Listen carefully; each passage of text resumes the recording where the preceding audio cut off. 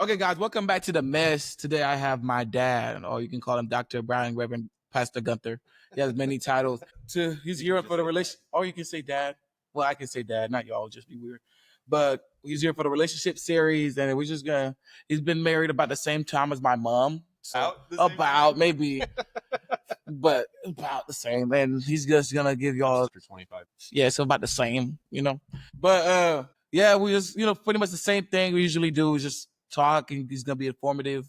Hopefully. And then let's risk it. And just listen. If something pops out for you, we're here to have fun and just, share information. So are you totally ready to get into this? Okay, so this has been a family peacekeeper and therapist and occasionally just let play it out because lately my dad has been playing a lot of the mediator roles. I've been noticing a lot of the really cool breezy. Hasn't always been like that, but like lately as we've gotten older, he's been very much the middleman between the cushion between all the spouts that we have here. So how you doing? How you still fluffy? Or do we need to refluff you? How is it all going? You still fluffy? Okay, that's awesome. Okay, today's unmarriage leadership in life. Give us an update. What's going on? Well, as of December 18th, 2024, we celebrated 25 years of marriage. Ooh, that's the one we crashed, by the way. And yes, you crashed my anniversary cruise with my first wife. Yeah, first wife. Yep. Leadership, I continue to play the role of president at San Marcos Baptist Academy. And I'm in my 11th year here at the school. Oh my, we're here for 11 years? Mm-hmm. Oh my gosh. And let's see. Leadership, just taking a forefront role in that and doing some brand sharing of our school. The last year and a half, we've done a lot of traveling in order to do that. I've been to England and Australia and San Diego and Chicago and all over the United States. Atlanta. I didn't mean Chicago. I meant Atlanta. So looking to make sure everybody knows about San Marcos Academy, what a great school we are. And so that's the update. That's the update. It's time for a nap. No, it is about time, but let's get through this first. Okay, but they have been traveling a lot, which is way too much. Okay, icebreaker before we enter into our hot seat is, if parenting 4 kids through dating was a Netflix series, what's the title? Through dating? Yes. Be like a sitcom. Parenting 4 kids through their dating life? Yeah. Oh, gosh. WWE. Why did Clint have a similar answer? Okay. Let's move on. Thank you for that answer. WWE. WWE Gunther edition. Gunther family. Okay. Yes. We can work with that title. Hot seat. We're in it now. Wisdom, wild moments, and watching your kids date. So we're gonna ask you a few questions. Some serious, some not. You answer to your best abilities. First one is, how did you used to react to our dating lives and what changed? So what did you think of it at the beginning? I think in the beginning, I felt like y'all's dating lives was just like a big joke because I know what it's like as a teenager to try to be dating, and knowing what actually goes into dating as you become an adult is very different. So in the beginning, it was just like cutesy, and we knew it wasn't going to go anywhere with anybody. Yeah. But as you have grown in age, we now look at it more like, is this person going to make a good spouse for my child? Is this person going to fit into our family well? So that's the differences. Okay, that's real. Okay, this is a following question that what's the biggest challenge for dads when their kids start dating seriously? Not to get involved. Okay. In every aspect. Now we may just show very much a mediator thing to say. But what's hard is, you want to be the protector, especially of my daughters. I feel like my sons could handle themselves, but you always want to make sure that nobody's going to take advantage of your daughter. Yeah. And so that is, you just feel like a protector. Okay. Like, what's one piece of advice for sons? I just hope they make the right decision. Hopefully. Hopes. What's one piece of advice you've given me and that I've actually took? Like, what's one advice that you've actually given me that you see me using? I'm not gonna tell you what it is, but like, what is it? What do you think it is? Or keep me Caleb too. What advice have you given Caleb? No, I think it's the same advice I've given to all my kids. Yeah.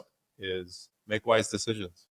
Make wise decisions. That one, we've been using it pretty well lately. That's something for another time. But and whether or not they take it or not, I mean, it just depends on the situation, right? But but we have seen that play out to the point where we've heard you all tell other people, you got to make wise decisions. Real talk. Okay, that's real. Okay, what's one relationship Wilson had that made you go that this isn't it? You don't have to name nobody, but like, which one? There was this one time that you were dating this one girl that we had to just show up on because you wouldn't introduce us to Your her. first wife said that earlier too. So And then when she came to my house and started boxing out my wife to get in between you and her, Yeah. I wanted to yank that girl by the back of her hair and drag her on up out of this house. Apparently that happened. I till this day I've been oblivious to the fact that it happened, but some pieces are starting to fall in my nightmares, so it's fine. But she was not it. Well, we're not with her today, so it's fine. Okay, what's your reaction when you see is someone your kid is dating, but your spouse doesn't? So like, if you see potential and mom has not. Well, I don't argue with her about it. Well, there we go. I don't argue with her about it, and I might stay just silent on some things, and I might have reticent agreement with some aspects of it. But I always want to hear her side of the story because she has much greater intuition. She's a female. Females have much greater intuition than we do. I look for the more practical side. She's looking for the spiritual and emotional side. And so I can't rely solely on the fact that I think it's a good match. When she sees it's not, she and I have to match or it's not going to work. Okay, that's real. Okay, I get that. What would you tell a 21-year-old guy who's leading someone on but doesn't think it's a big deal? I would say a 21-year-old guy who's leading somebody on but doesn't think it's a big deal. I mean, that's just a waste of life investment. Yeah. I mean, you've just wasted an opportunity to invest in a life, even of your own life. And when you've wasted that time, you could have multiplied your income. You could have multiplied your leadership ability. You could have multiplied opportunities, and yet you wasted it. And because dating somebody is not just free investment financially involved in that. And that's just a waste. If you're just leading somebody on, that's just a waste emotionally, time-wise, money-wise. If it's not going to go anywhere, then that's just a waste of time. You may be 21 and think that you have all the time in the world, but you blink in a moment, and you'll be 48 like me. You're 48? I'm 48. 47. I'm 47. Wait, that's okay. That's real. That's real because I've been there before where I have led people on, and I think it's a big deal. This is a big investment and a big time investment. Well, when you look back now, it is a waste of a time. Yeah, it's a big waste of time, definitely. Because now I wouldn't be able to do the things I'm doing right now if I still kept in that kind of way. So that is real. Learn that young, learn that now, and then take and pass it down to your friends. Okay, fun one. What's the pettiest argument you've witnessed between one of your kids and their significant other? I think I could think one of a few from my sisters. Pettiest argument, which car they're taking or who's driving. That's petty. It's petty. Well, okay, I'm gonna have my sisters on the pod to talk about that, but that is a lot. There's a lot of petty arguments between significant others, and it's just. I'll tell you a petty argument I had with my first wife.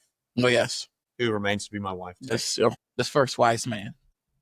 Went to bed one night, and I got in bed, but I left the light on for her because she needed to get in bed still. Well, she didn't turn the light off when she came to bed. She said, "You get up and turn it off." I said, "No, you get up and turn it off." She said, "No, you're closer." I said, "You were the last one in bed. Get up and turn." We went to sleep with the light on. So this is where the girls get it from. We went to sleep. Oh my gosh. This is where my sisters get it from because they will do the same thing. If they will argue about which one who does it, and they'll just, you know what? Nothing changes. Let's move on. So you guys, if you guys want to blame somebody, blame yourselves for that. And I blame y'all because I've had to suffer because of it. The fruit does not fall far from the tree. Nope. Falls right on the tree roots, right straight down and stays there. Okay. That's the law of gravity. Now we got to enter to our game segment. This one's called Dad or Delusion. Okay. Or Dad or Delusional. Dad or delusion. So I'm going to read some relationship advice and you have to say if it's solid dad wisdom or completely delusional. Okay. Don't date anyone you wouldn't want your kids to turn into. That is solid advice. That is solid advice. Okay, I agree. If she hasn't read Proverbs 31, she's not ready. She hasn't read Proverbs? Yeah. Amen. She's not ready. Okay. She can at least read it. She could at least read it. If it's not hard, it's not real. Nah, that's not necessarily true. Yeah. Because sometimes you can just vibe like that and everything just flows. But I do get that. If it's not hard, it's not real. It's not every part of your relationship is going to be hard. That's right. So there's a lot of good things. We're doing good. Okay. Men should never cry in front of women. That's delusional. That is delusional. Men who don't cry in front of women just are stuffing down their emotions, and it's going to explode later. So you might as well just get it over with. Might as well get it over. Cry a little good cry. Yeah, so might as well. God won't send you a girlfriend until you get your credit score up. That's actually wise advice. I would be cooked. That's wise advice, but that's a little delusional. That is a little delusional, though. Yeah, I don't think God cares about your credit score. Sometimes your credit card, unless you robbing people. It's true. Not paying your bills. Yes. Got to pay your bills, and your bills got to be paid. That's why you got to be cooked. I would be cooked.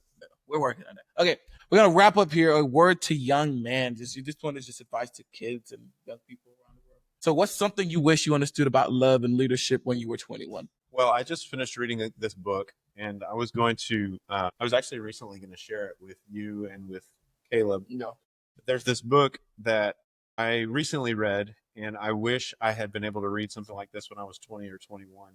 And it's called Clean, and it's by the author Douglas Weiss, Dr. Douglas Weiss. It's called Clean, and he talks about how to keep your mental and your mind and your spiritual and your physical body clean so that you can be productive in the future, whether it's cognitively, health-wise, marriage-wise, relationship-wise, leadership-wise, entrepreneurial growth-wise. Yeah. If I had that book when I was 20 or 21 years old, my life would, I think, be completely different now. Okay, that's real. Okay, so what's say that name of the Clean by Dr. Douglas Weiss, Weiss. All right, well, you got a book to read. Yeah. So I want you and your brother to listen. Is this audio? Okay, I can do that. I can do that on my run. I got a 6-mile run I got to do tomorrow, so I would not mind reading it on my run. What do you want your daughters to demand in a relationship? Respect. They better be respected. They better be honored. They better be taken care of.